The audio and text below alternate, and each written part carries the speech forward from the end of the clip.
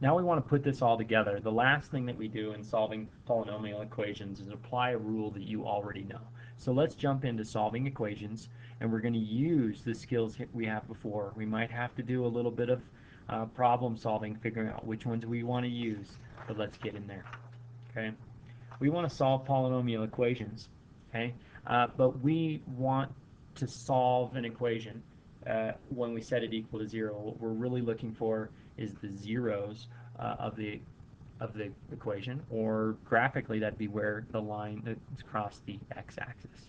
So the first thing we need to do in this problem here is we need to set the equation equal to 0 and then factor. So we'll notice the 2 is over here. So let's subtract 2 from both sides and get it on this side. So let's rewrite this equation: x cubed plus 2x squared minus x minus 2.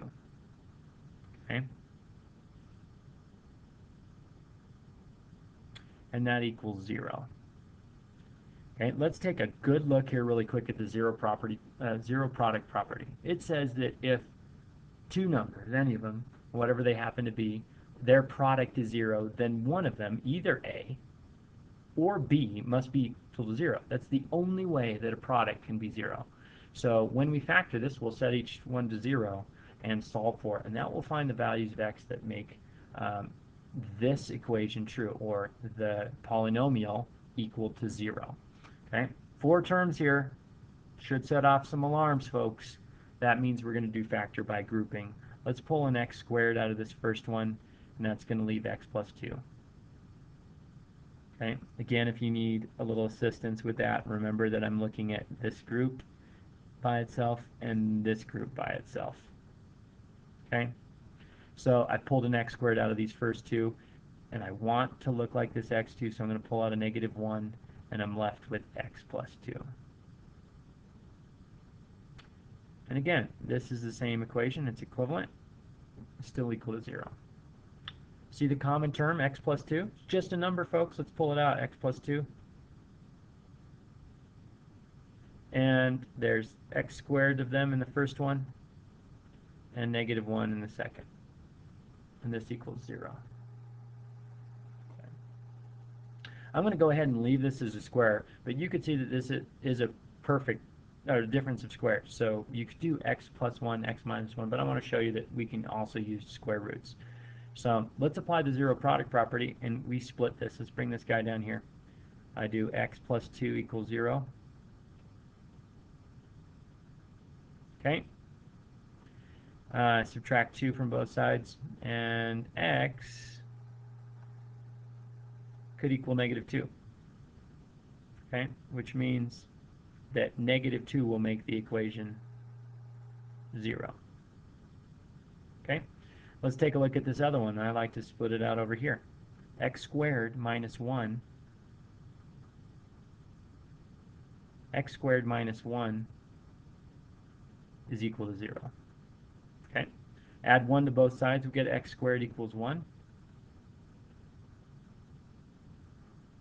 Okay, if we take the square root would leave us with plus or minus the square root of 1, or just plus or minus 1. Plus or minus 1.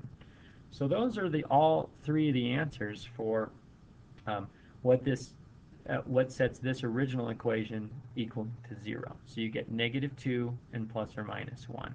Okay, so I'll just go ahead and add these over here. Plus or minus 1 for our answer.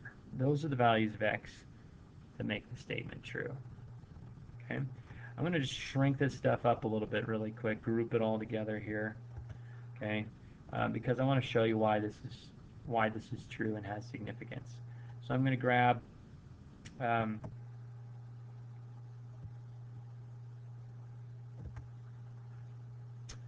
going to grab this little guy up here that you can't see. Where is he? Grab this guy up here and blow it up. And what I've done is I've got a graph of this function already. Okay, this is the original function. So we found that the solutions are -2 and plus or minus 1. When you graph this, take a look that your solutions are where it crosses the x-axis, -2, -1, +1. So keep this in mind that we're finding the zeros, you could call them roots, okay?